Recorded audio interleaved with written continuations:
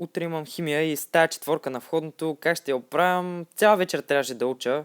То не, че някой му пука за глюкагоновата киселина, да ама подробности. Българската образователна система си е под всякаква критика, всеки я критикува, но по нея има. А ние сме в 21 век, а все още има места по земята, където хората просто не получават свободен достъп до образованието, а някои дори се налага да избират между живота си или познанията.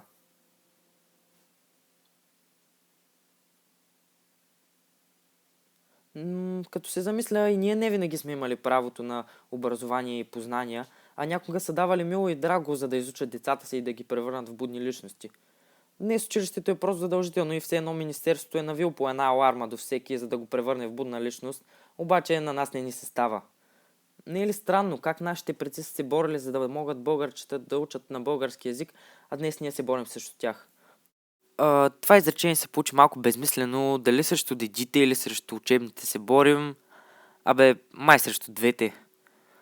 Наближава първи и всички се чудят какво да направят за празника. Аз още не знам дали ще се включа в концерта, но пък ми хрумна един начин да отдам почет на будителите.